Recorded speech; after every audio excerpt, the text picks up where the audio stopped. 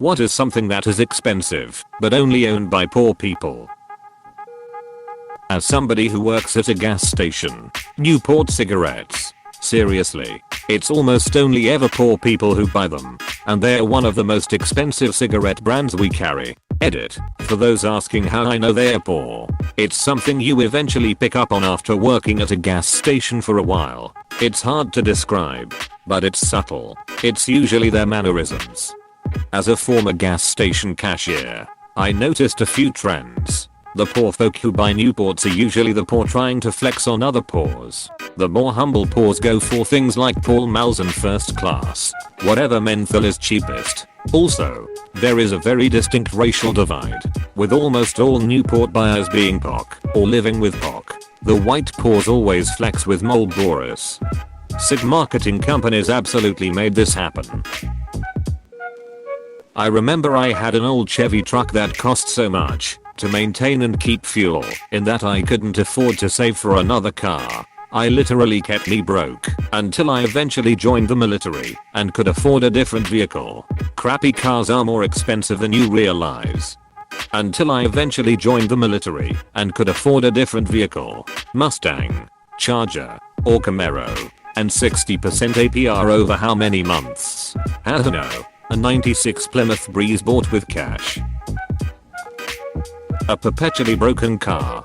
I was leaving an abusive relationship that also ruined my credit, so my parents bought me a car so that I could survive once I got out.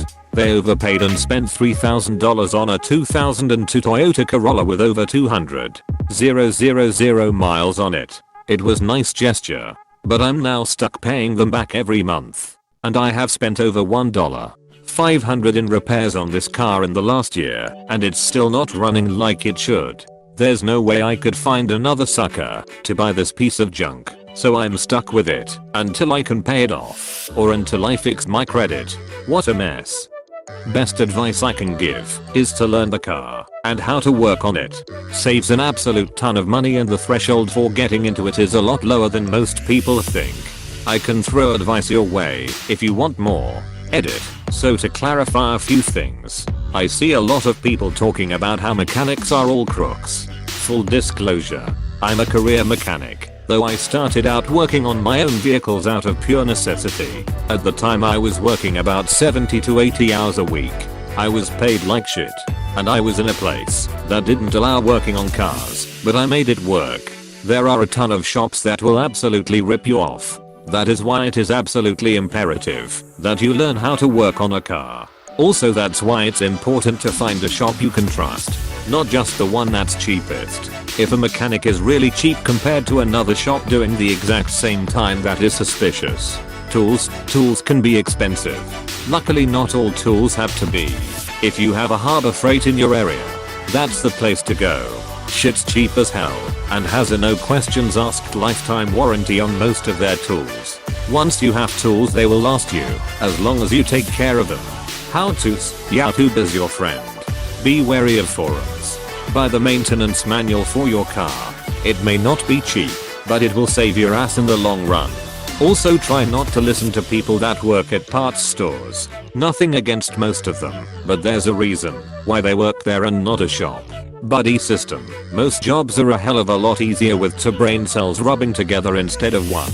Not only are you helping a friend gain useful skills, but you both get the benefit of having a buddy on the job. It's also a good idea to have a buddy in case someone gets injured. Where to work on a car? Anywhere you think you can get away with it. Most jobs don't require you to make a mess or go balls deep in the engine. The easiest way to not be bothered is to not make a mess. Catch any fluids that are spilling out and have some kitty litter on hand to throw down. If that's not possible, you do that and most people won't bother you. People that leave a mess duck it up for everyone else. Finally, parts store parking lots. Generally they aren't paid enough to care. Lastly, I'm open to PMs. If you have any questions, I'll respond whenever I can. I have access to a lot of info and I'm happy to give advice anywhere I can. In either working on a car or buying a car. Thanks for listening y'all.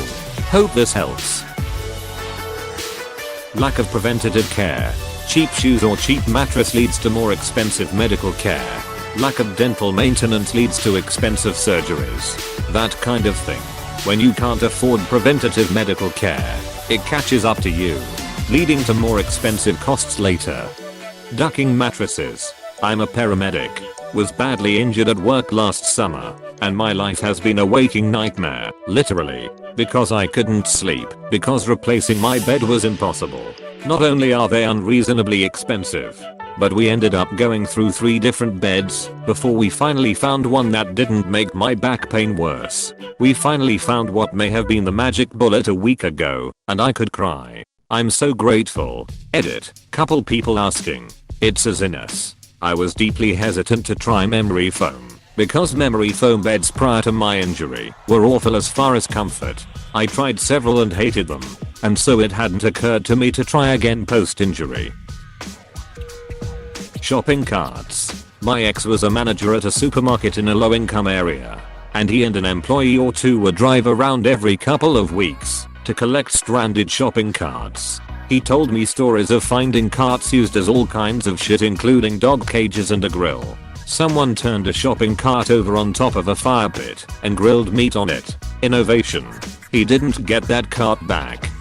Don't know if that shopping cart has a coating on it, but I'm confident it causes cancer if you eat it. Then again, someone that is doing that probably has much more immediate concerns. Prepay electricity meters. Either it was a movie thing. There really are people somewhere putting dollar coins into a meter to get light. I don't know about the US, but they exist in the UK. They aren't coin in the slot anymore. You put money on a card. But the worst thing about them is that they are often in rented accommodation for poorer people, and they charge a higher rate per unit of electricity than a normal meter. So the poorest people are charged more for the same thing. Edit. Well, that exploded. But now I have to add that a couple of people have pointed out that not all suppliers charge a premium these days, and there is now a limit to how much extra they are allowed to charge. Bad credit. It is expensive to make someone comfortable enough to loan you money without them being certain you'll pay it back. A lot of companies like cell phone service providers will make you put down a large deposit before they'll sign a contract. Pretty much anything with a contract is more expensive if your credit is bad. I wasn't taught money skills growing up and was stupid as a teenager, so my credit has been a struggle to rebuild. Me and you both. I've raised my scores 150 points or so each in the last year though, so it's coming together. Payday loans. They should be illegal. They hurt people more than they help them. Edit. My first Reddit gold. Thank you, anonymous stranger. That's some people's only option though. If they have shit credit and the lights are getting turned off, that may be their only option. Once those are illegal, loan sharks come back and you just get beat or killed if you can't pay it back. Interest rates are stupid high because it's high risk to lend to these people who don't have money in the first place, and they would go out of business if they charged reasonable rates. Rent to own. Spoiler, you never quite own it. I was going through a divorce in another state and knew I was going to get my furniture at the end of the process. So I rented a cheap couch for like $10 for 2 to 3 months to put in my apartment until I got all my stuff. They tried to bully me into buying into all kinds of extra unneeded insurances. They were very forceful and condescending. Then one day, I honestly forgot to pay on the date payment was due. It was $10, and I easily had the money. So I was shocked at the level of anger and pushiness from the phone call reminding me payment was due. It made me feel very bad for the people who have to go through these situations and treatment in order to have furniture, not to mention that the couch was complete junk. Did this when I first started out in life. I was literally 2 days late and the rude voicemails started. They would blow up your phone demanding payment. When I made my last payment for that Pose couch set with crappy tables, I was so relieved. Second best day was when I put it all on the curb when I bought something better at a regular furniture store. Dental problems. Those impacted wisdom teeth are hella expensive. Being poor is very expensive. I make enough to pay my rent, but I work so much I don't have time for a dental appointment. Even with a stimulus check and priorities in place and a paycheck, I could lose my house if my landlord isn't understanding. I need a job. I applied for McDonald's because it's easy and I'm broke and need the money. They need me to buy shoes and pants before I start. I have money left over from my paycheck, but that doesn't mean I can afford anything more than laundry detergent. It must be nice having fabric freshener and those beads that make clothes smell nice. I have to buy 2 in 1 because who can afford 2 bottles? I had to decide between car insurance or groceries. I haven't made a payment on my credit card in 2 years, even with a stimulus check. I've been driving an unregistered car for 6 months. I wish I could invest, but my son started school and he needed clothes and supplies. Edit. Thanks for the silver. I don't think I quite deserve it. Just for pointing out real social issues we should all be aware of, instead of giving me any more awards or anything. I would appreciate it more if you took the time to contribute some way to your local community. I also want to thank everyone for being civil and open-minded in discussion. Single items of things that should be bought in bulk, like single rolls of toilet paper. Barely scraping by paycheck to paycheck means buying bulk is sometimes impossible. In poorer sections of a city, convenience stores and liquor stores sell single cigarettes. A Lucy taught to me by the Chappelle Show. Lottery tickets. Well, 999,969% of lottery tickets. So you're telling me there's a chance? Cheap equipment of all sorts, like dollar store items, that really shouldn't be available in the dollar store. This is the Boots theory of socioeconomic unfairness. Link com/Boots theory of socioeconomic unfairness. The summary is based on Boots, as you might expect from the name, where the laborer only makes enough to pay for cheap boots, let's say $50 each. Meanwhile the foreman, or person in charge, can afford expensive boots, let's say $100 each. The catch is that the $50 boots only last one season, where the $100 boots last many seasons.